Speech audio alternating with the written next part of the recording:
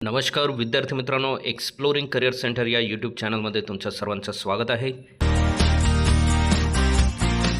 महाराष्ट्र जीवन प्राधिकरण यांची रिक्रुटमेंट इथे आलेली आहे. तर भरपूर साऱ्या पदांची ही रिक्रुटमेंट आहे. यात कुठले पदं आहेत, त्यांचं क्वालिफिकेशन काय आहे, याबद्दलची माहिती आजच्या व्हिडिओमध्ये आपण बघणार आहोत. mjp.maharashtra.gov.in या वेबसाईटला आल्यानंतर MJP रिक्रुटमेंट 2025 इथे आपण ॲडव्हर्टाइजमेंट या टॅबला क्लिक केल्यानंतर ॲडव्हर्टाइजमेंट आपल्याला इथे ओपन होणार आहे. ॲडव्हर्टाइजमेंट आपण पाहू शकतात. महाराष्ट्र जीवन प्राधिकरणाच्या आस्थापनेवरील गट अ ब क संवर्गातील अंतर्गत लेखा परीक्षण अधिकारी, वरिष्ठ लेखा अधिकारी, सहाय्यक लेखा अधिकारी, उपलेखा, कनिष्ठ अभियंता यांत्रिकी, कनिष्ठ लिपिकनी टंकलेखक, सहाय्यक भंडारपाल व स्थापत्य अभियांत्रिकी सहाय्यक अशा पदांची भरती इथे निघालेली आहे. यासाठी महत्त्वाची वेबसाईट आहे www.mjp.maharashtra.gov.in. यासाठीचा महत्त्वाचा तारखा आपण बघूयात. ऑनलाईन पद्धतीने अर्ज नोंदणी होण्याची दिनांक आहे 20/11/2025 आणि 19 डिसेंबरपर्यंत आपल्याला याचा फॉर्म भरता येणार आहे. पदसंख्या आपण बघूयात. वरिष्ठ लेखा अधिकारी आणि लेखापरीक्षण अधिकारी यांची टोटल 2 पदे आहेत. एक अजा आणि एक अराखीव ओपनसाठी आहे. S20ची वेतन श्रेणी त्यांना आहे.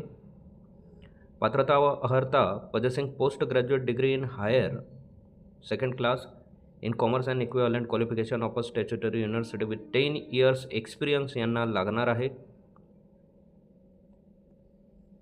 लेखा अधिकारी गट ब एकूण 3 पदे आहेत. Requirement to the post account officer by nomination shall be made from amongst the candidate who possesses at least second class master degree commerce आणि 5 वर्षाचा अनुभव त्यांना असेल.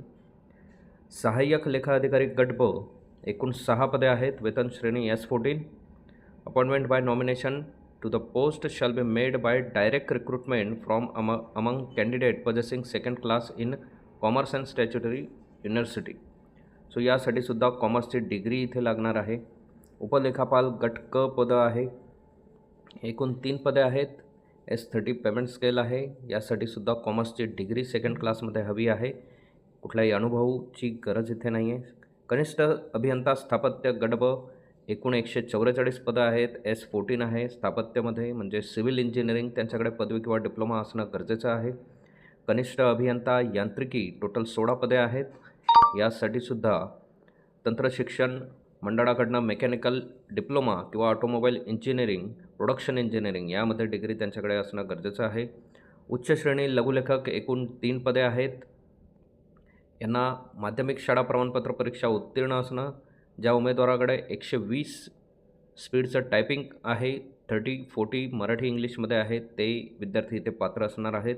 निम्नश्रेणी लघु लेखक गट क एकूण 6 पदे आहेत. वेतन श्रेणी याची S14 आहे. पात्रता अर्हता 100चं स्पीड यांच्याकडे असणं गरजेचं आहे. कनिष्ठ लिपिक आणि कनिष्ठ निम्न टंकलेखक गट क एकूण 46 पदे आहेत.